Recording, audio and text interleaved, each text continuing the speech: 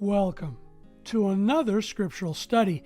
In fact, another scriptural topical and scriptural word study, in which we together as one will ask a very important scriptural question. It's a doozy, actually. And it goes like this. Do we perish due to lack of scriptural knowledge? Missing information?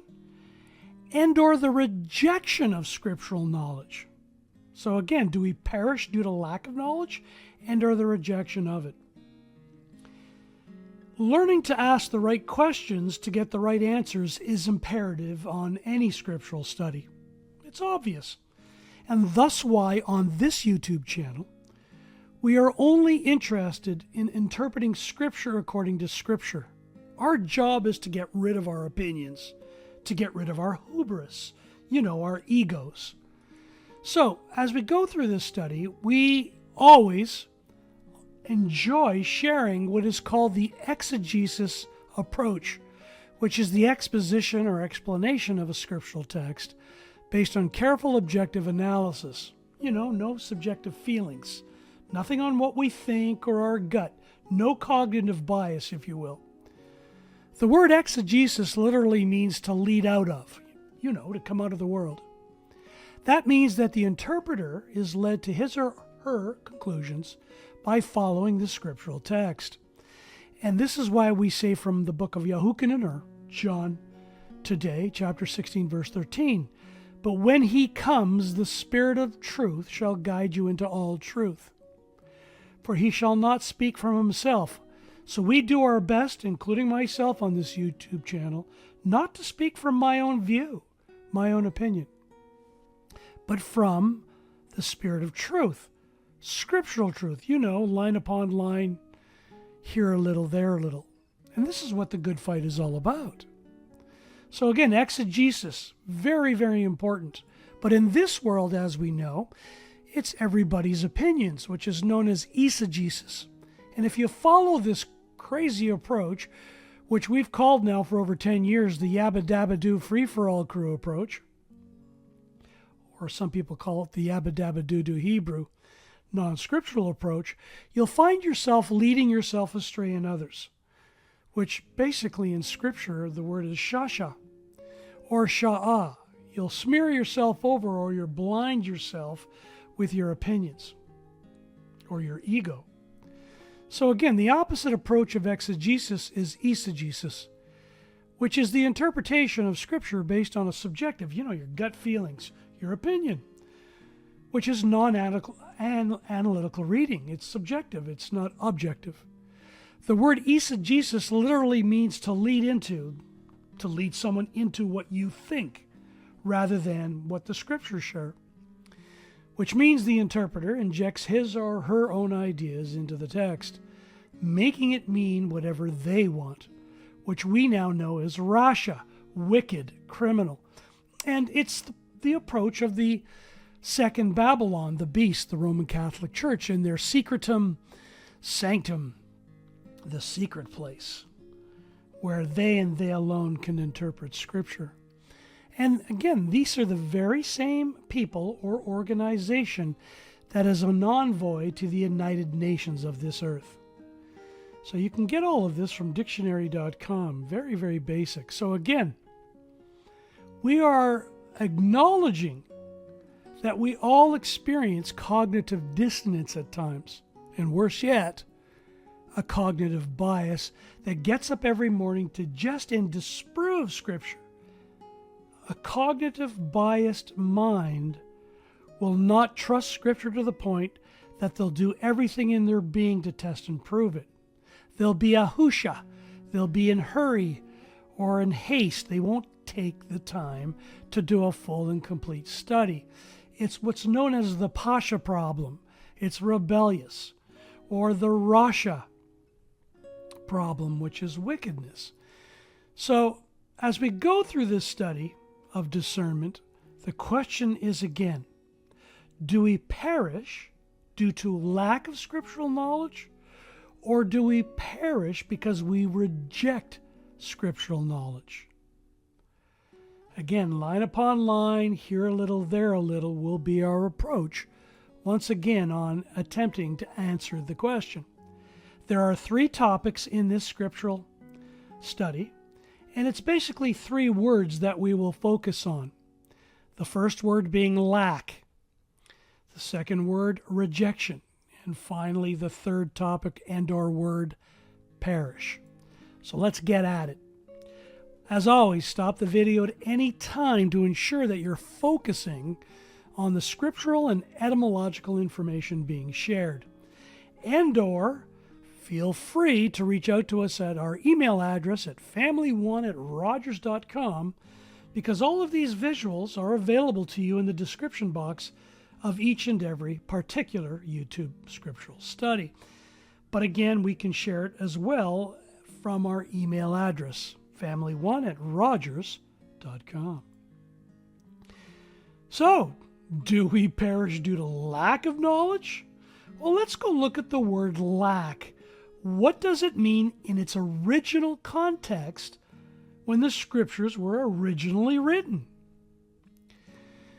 Well, we come to the 1998 Institute for Scriptural Research translation from Hosea.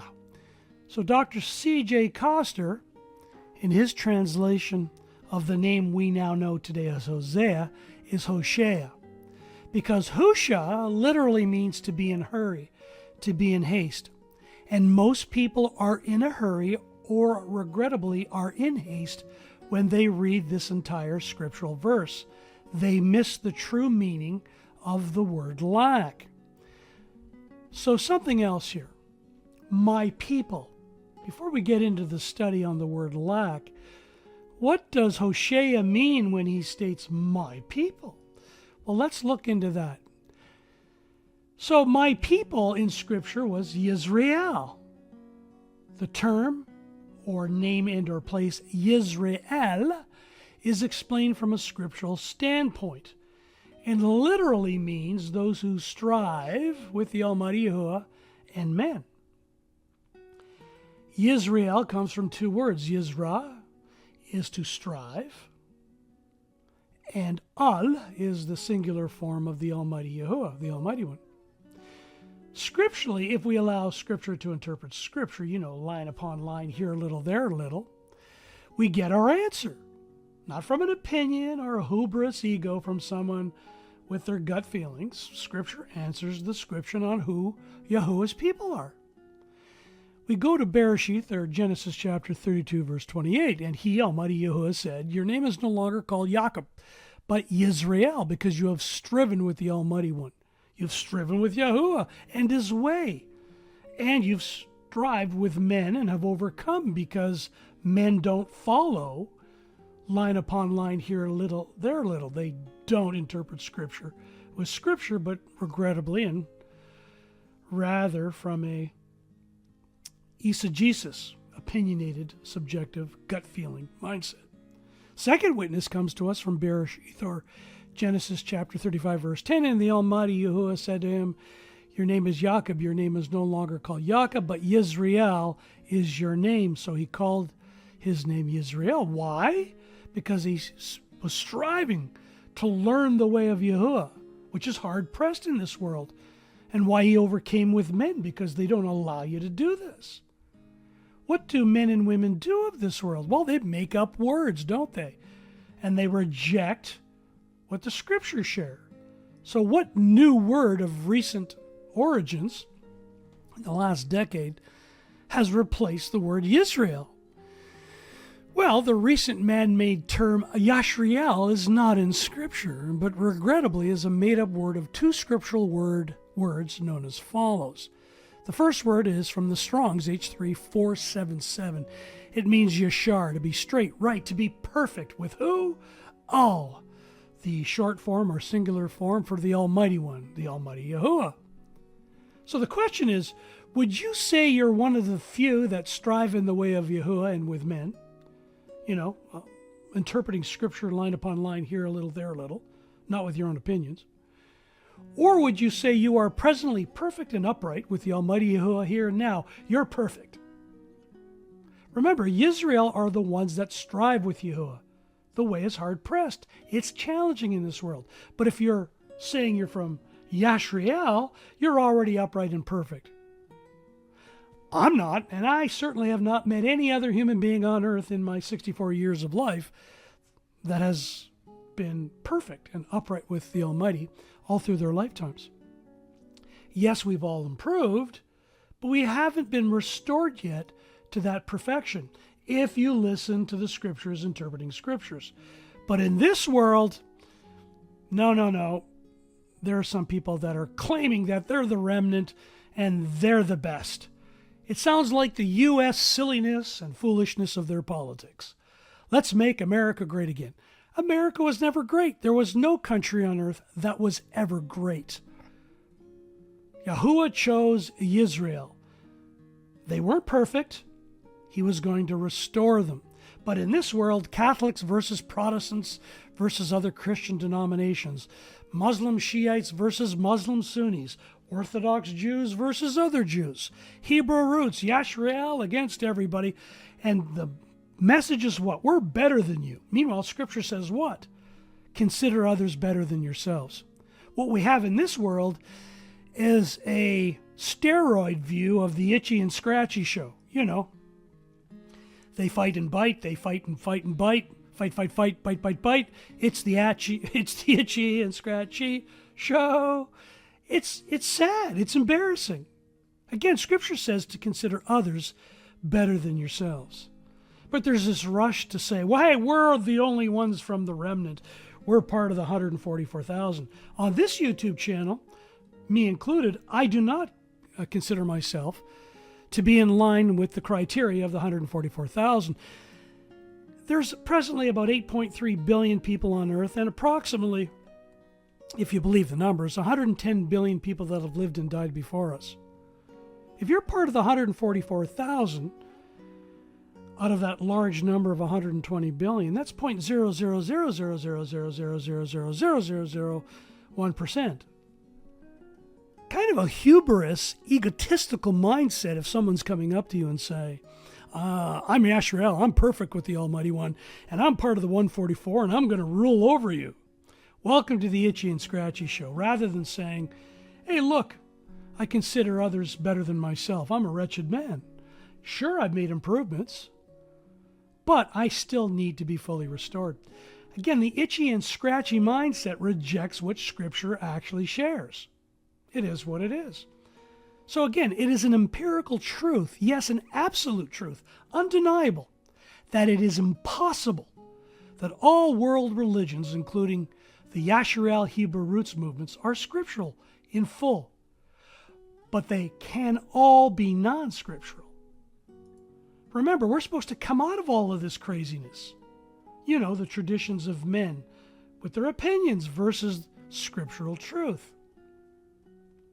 So, I just wanted to get that out of the way before we got into the word lack.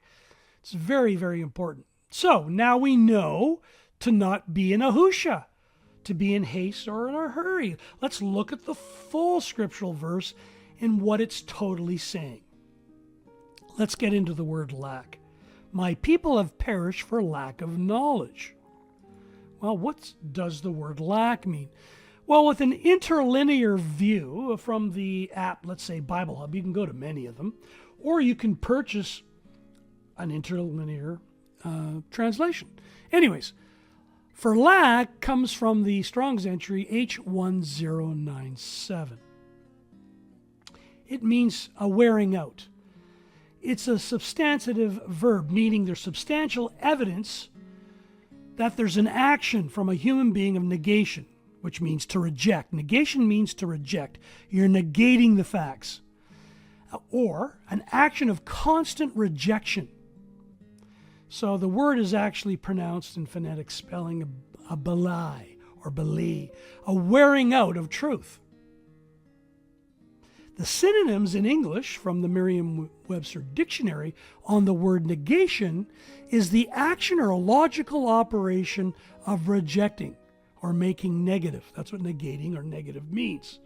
It's the rejection of scriptural knowledge. So the word lack in Scripture doesn't mean you're missing information. It means you already have the scriptural information and you're just rejecting it. In fact, you have an action consciously that you're going to reject it with effort. You're going to wear it out. Just like the NAS Exhaustive Concordance says, bala. Bala. A wearing out. The word comes, balay, or balay, comes from the root word bala, to become old, to wear it out, to consume it, to make sure it decays and wastes away, to wear it out with effort. If you get into the studylight.org app, the same entry for the word lack in Hosea chapter 4, verse 6, with the Brown Driver Briggs, to wear it out, to make it old. Use it up completely, to make it worth nothing. If you get into the Theological Word Book of the Old Covenant, same thing, to wear it out, to make it a rag, to make it nothingness, worthless. So the word lack is, even in the Paleo-Hebrew, is to make it nothing, to come to nothing when effort is given. Did you catch that? Cognitive bias. Yeah, I know that's what the scripture says, but I've got a different opinion. I'm going to let my gut feeling go with this. I'm not going to go with the actual context and the truth of what the scripture is saying. Welcome to world religions, right? So you can get this from the ancient lexicon of the scriptures. So Baal, properly a failure by implication, to make it nothing. And you've got to really work it. You've got to make it come down to nothing. So that's pretty brutal, right? The synonyms.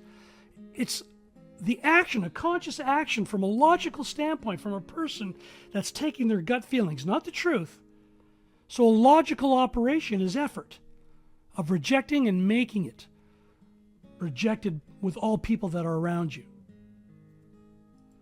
So that's pretty brutal. Bala. Well, so let's get out of the Bala business and let's get into the truth business.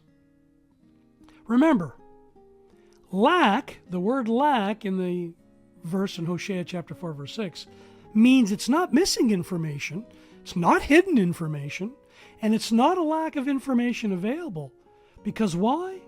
It's the conscious rejection of scriptural information known here and now.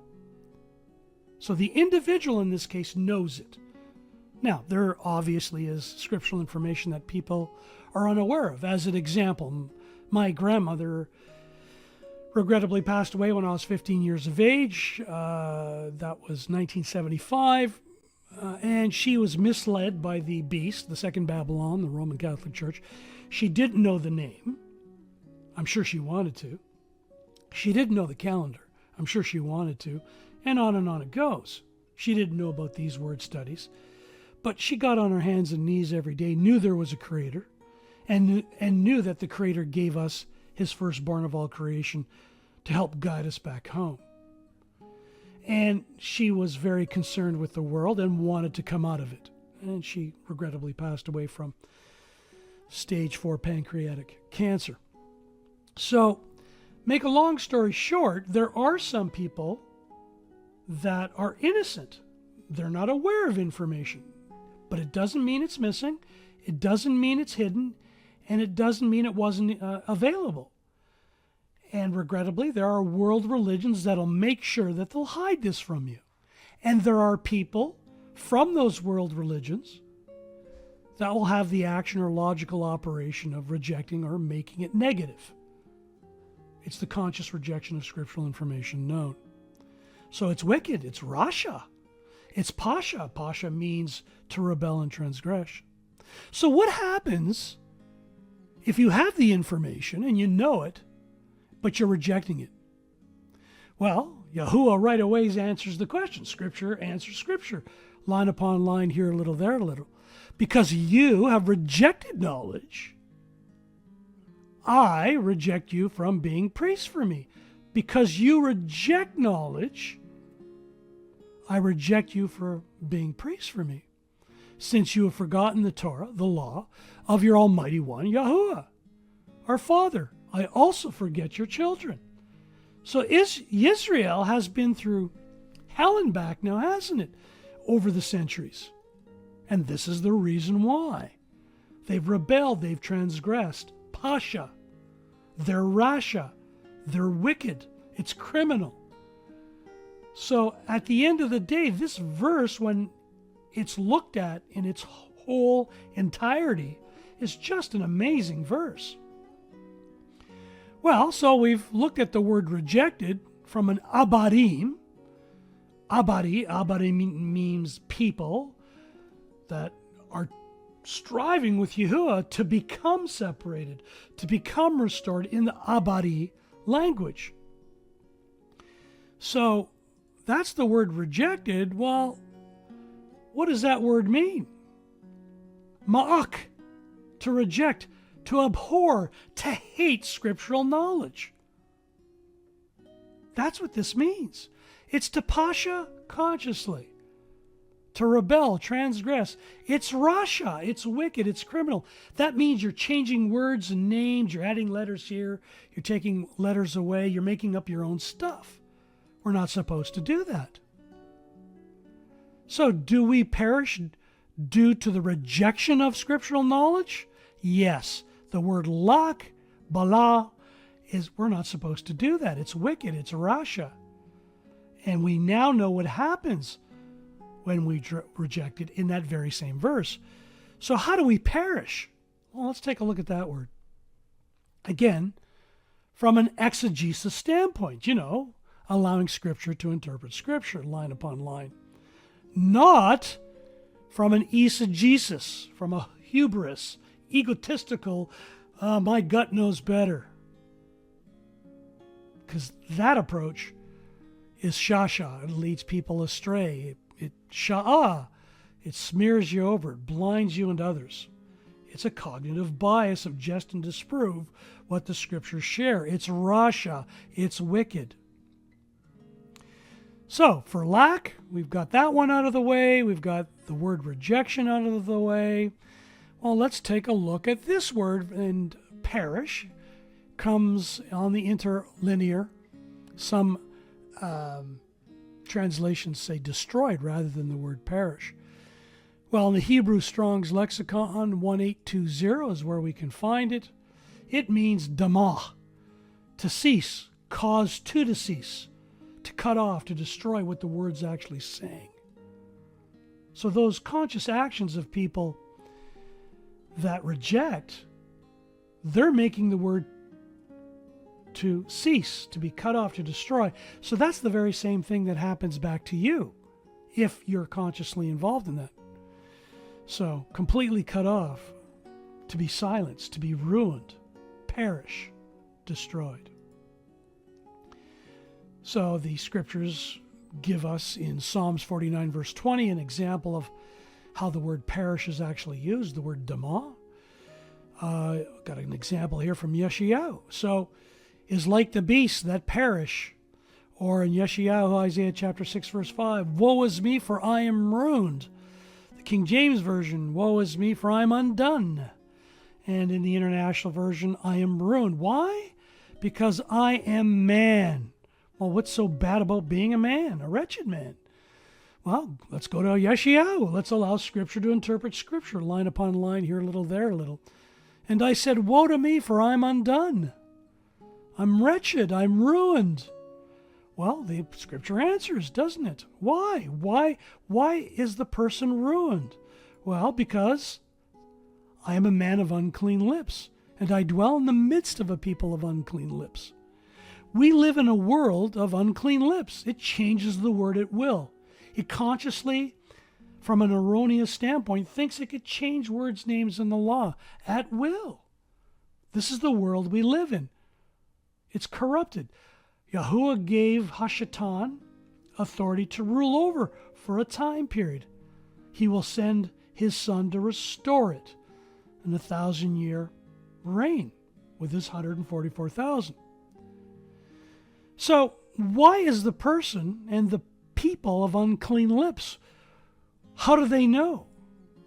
Well, they're adding and taking away from the word. They're diminishing it. They're restraining it from its original context, its original meaning. They keep it back. They don't share the truth line upon line, here a little, there a little. And how do we know this? The people are aware. For my eyes have seen the sovereign Yahuwah of hosts. So are there any examples where we've actually seen the works of Yahuwah of hosts? Well, I enjoy studying the very first page of Scripture with the sun, moon, and stars. Everybody sees the sun, moon, and stars. Everybody.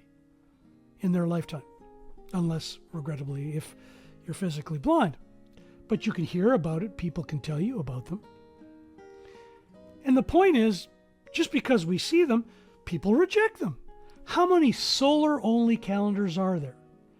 Yahuwah says he gave us the sun, moon, and stars for days, years, and appointed times. And they would produce signs so that we can number our days effectively. You know, be on the right new moon days, the right Sabbaths, the right feast days, rather than following a Gregorian system, a man-made calendar. Again, only 5 countries out of the total countries on Earth presently and regrettably use the Gregorian. And the 5 countries that don't still use it for business and commerce purposes. So the whole world's deceived. Forget about the first page of Scripture. Reject it. How many solar-only models do we have, including the Gregorian, from the second Babylon, the beast? How many just do solar-only? The Scripture doesn't share that. 3 witnesses to tell time. How many only use a lunar model only? It's brutal, isn't it? How many only utilize a lunar and solar only? They don't follow with the stars, the third witness. They reject it. This is very easy to explain, and it's based off of cognitive bias. I know better. I'm going to go with my gut on this one. I'm not going to go with what the Scripture says. I'm going to jest and disprove what the Scripture says, and I'm going to make something else up out of thin air. Forget about line upon line. I know better. That's the hubris approach. I was involved in this. It's only been in the last 20 years that I've learned how to come out of the world on the Gregorian, and I'm still learning just how much cognitive bias actually exists in the midst of a people with unclean lips. Just how rasha, wicked, criminal this world is.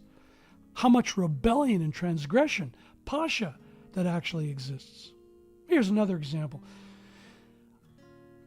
I understand the Mazzaroth very well, the original 1213, as some people would debate. I'm original of the 88 Mazzaroth or constellations that exist to this very day. I was transgressing. I was rejecting just the scriptural stars and what they taught me. And as such, I ran into problems identifying the true 13th month. I stepped away, utilized what Yahuwah gave us with the moon and stars to rule by night, for his kindness is everlasting. I don't reject this anymore.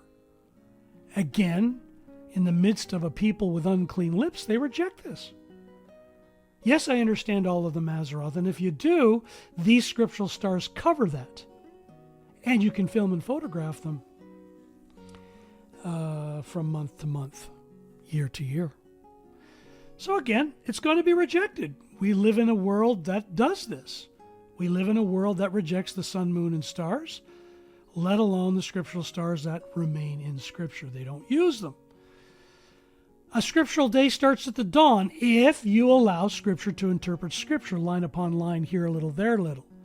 This world goes with what today on the Gregorian? A 12 midnight day start. And it splits up Yahuwah's days. It's brilliant if you want to reject, if you want everybody else to negate and to omit what Yahuwah says. And then you get the Jewish world religion that wants you to reject what the Scriptures share with a sunset day start. And then the Egyptians negated what Yahuwah said with a sunrise day start. We have 1.2 billion Hindus on earth today that worship Ganesha. Shah meaning Lord, Gana meaning the people. Lord of the people with a sunrise day start. It is what it is. I know people right now that are still trying consciously with huge effort. And they attempt to get you away from what the Scriptures are sharing. It's cognitive bias. Hey, don't listen to the Scriptures. Listen to me. Well, on this YouTube channel, what do we always say? Don't listen to me. Do the scriptural studies. Use the proposed scriptural study format.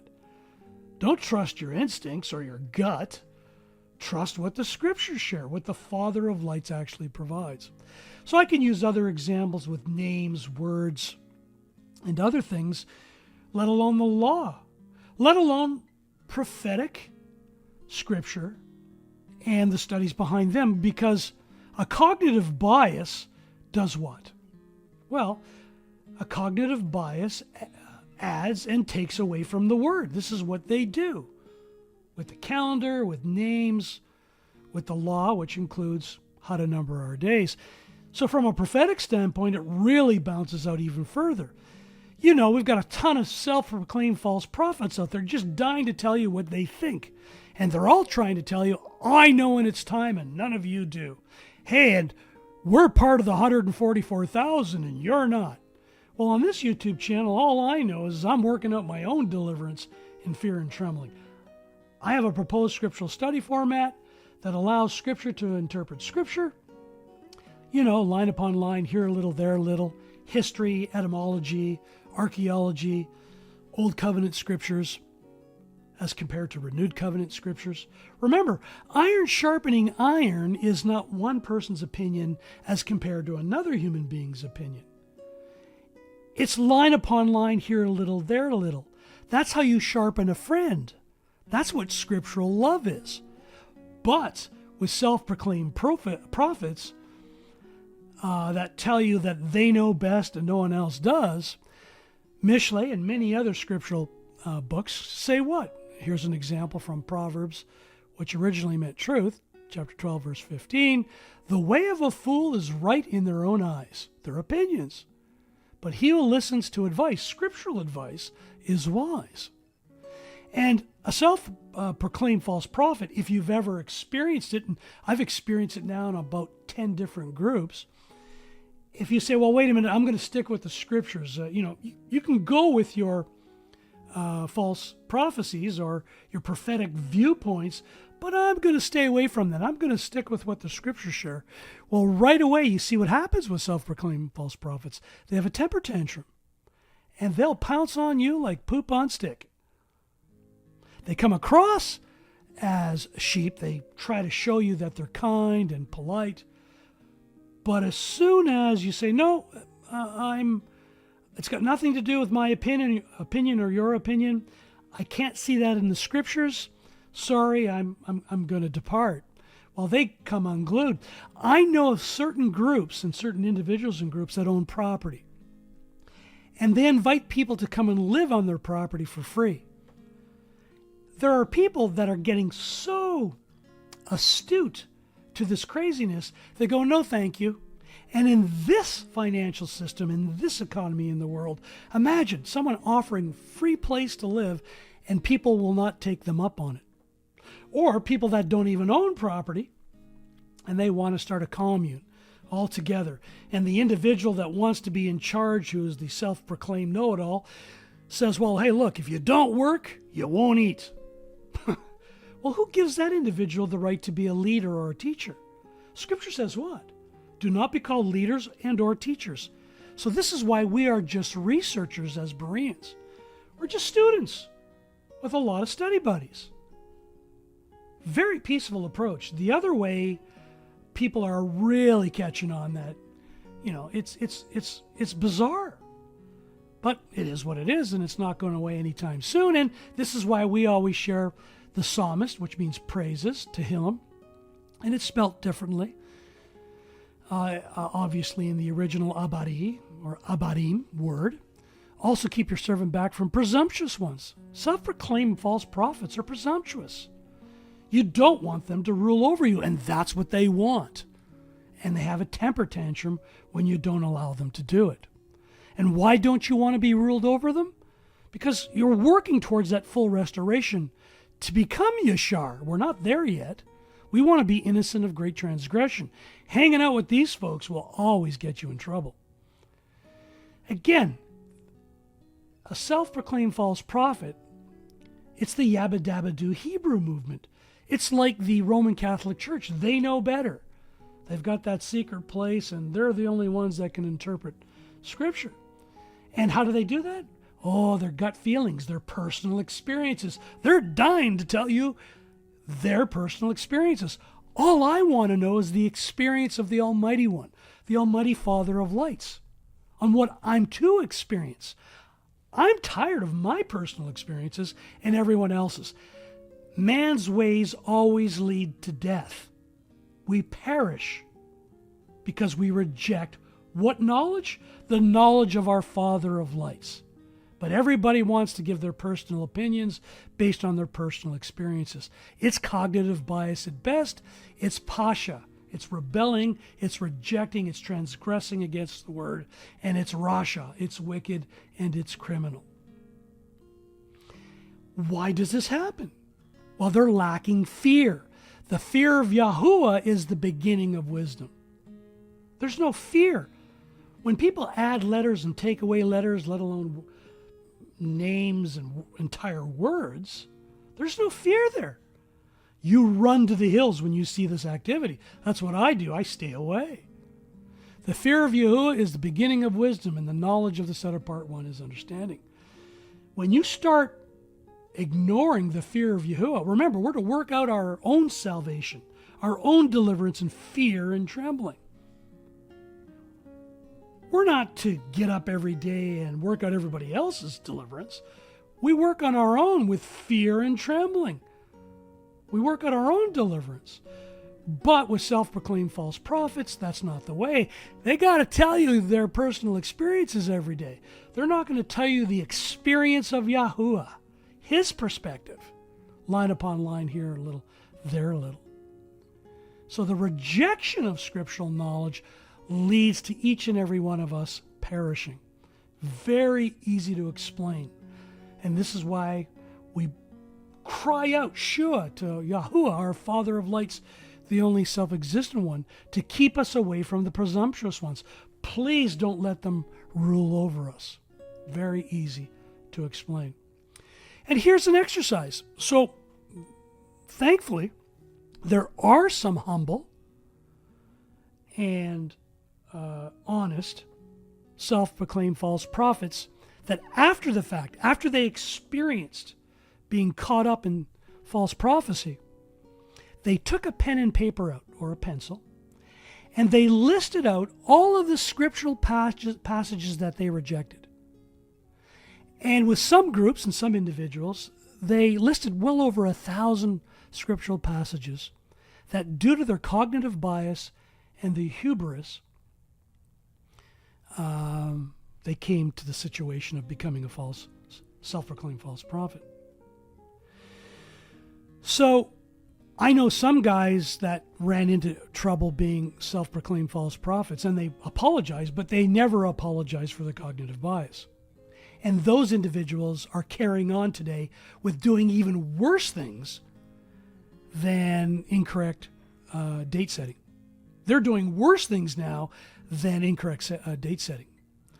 So make a long story short, great exercise, and for all false prophecy groups, it's an exercise that I was taught by Q, Gwynnie, and her better three-quarters.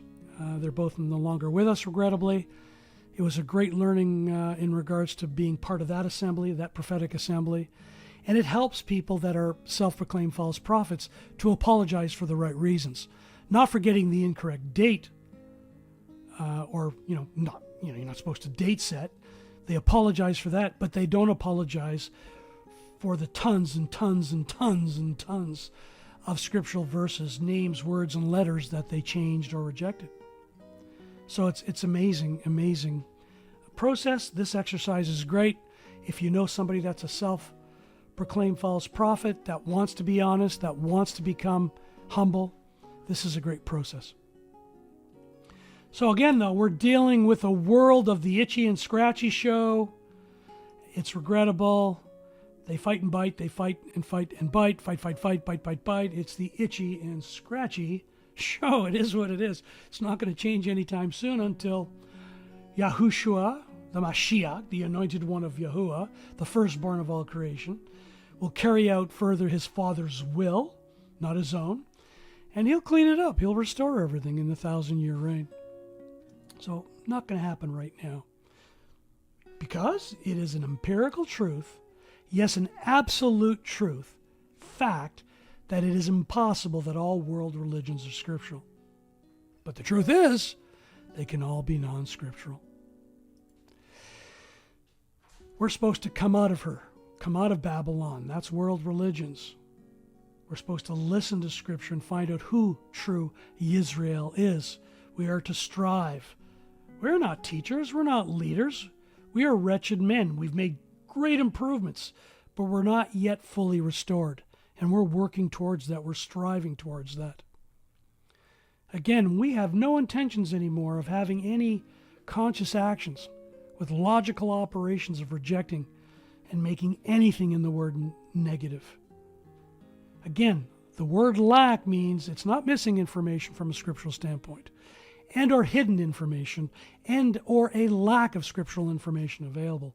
It's the conscious rejection of scriptural information known. This is why we have the proposed scriptural study format. Please stop the video, take a look. It's been very helpful. We thank all the Bereans out there for helping us put this in place over the years. Because we want to get away from what is the mystery of the Yabba Dabba Doo Hebrew crew? We want to get away from it because it exposes the self-proclaimed teachers who want to be the leaders. They want to rule over you. We don't want that. We want Yahuwah to lead us. And there is a difference, isn't there? So, do we perish due to lack of knowledge and or the rejection of it? Yes, we perish due to the rejection of scriptural knowledge. If you allow Scripture to interpret Scripture line upon line, here a little, there a little. So once again, thank you to all of those Bereans out there that help us with the proposed scriptural study format, and more importantly, who cry out to Yahuwah, our Father of lights, the only self-existent one, for sending us his firstborn of all creation to guide us back home, so to speak. So until next time, may Yahuwah, our Father of lights, continue to keep and guard each and every one of us, and may his firstborn Son of all creation teach us, be our only teacher in everything we say and do. Have a awesome day, everyone.